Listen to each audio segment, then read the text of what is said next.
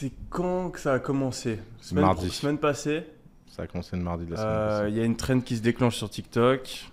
Voilà. Ça a commencé sur Twitter, pas sur TikTok. Ah oui, sur Twitter. Donc, des tweets qui partent viraux en disant que t'es un mytho en reprenant certains passages de notre podcast. Ça s'emballe complètement, ça part viral sur Twitter. Ça suit sur TikTok. TikTok, il y a une trend qui se développe où les gens se mettent à faire le Oussama Hamar et donc se mettent à raconter des mythos pas possibles. Et franchement, je regardais ces trends et c'était drôle. Franchement, il y en a qui étaient très drôles. Mais je trouvais qu'ils étaient même pas allés aussi loin qu'on pourrait aller, quoi.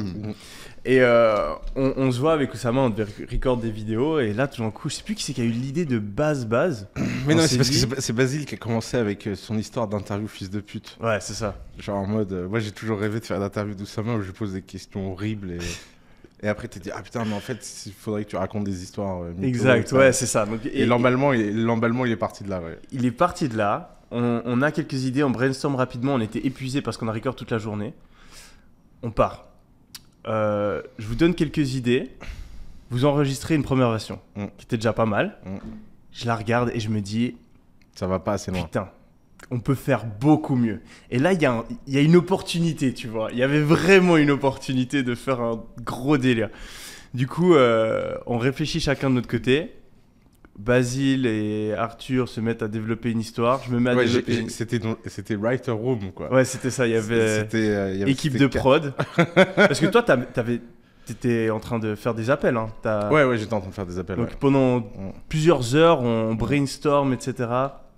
On trouve 2 histoires et on lui les présente vers 6h, 7h du soir, 6h30, fin de journée. Il kiffe.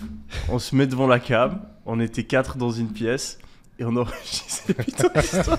Et on a publié un bêtisier. Le plus dur, c'était de pas rigoler. On était morts. C'était de pas rigoler. Du début à la fin, on était morts.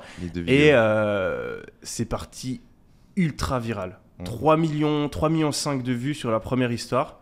Et ce que les gens, ce qu'on a tendance à ne pas prendre en compte, c'est que c'est une vidéo qui fait presque 2 minutes. Donc avoir autant de vues sur TikTok sur une vidéo aussi longue, dans la communauté francophone, c'est vraiment un record. C'est très élevé. 3 millions. Donc on a eu une viralité de ouf et il y a eu un changement parce que, on va pas se mentir, dans les commentaires, il y avait une grosse clique qui était sans arrêt sur tous tes TikTok à essayer de te bâcher, de te descendre, etc. Et là, il y a eu un retournement de situation.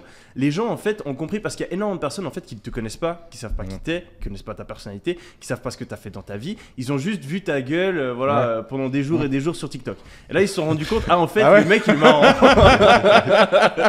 Et pourquoi ils ont vu ma gueule sur TikTok? Et ouais, donc c'était énorme. Les commentaires étaient énormes. Je pense que c'était drôle. T'en avais qui voulaient quand même continuer à rager. Tu voyais dans les commentaires, mais ils étaient frustrés. Ils pouvaient plus. Ils pouvaient plus.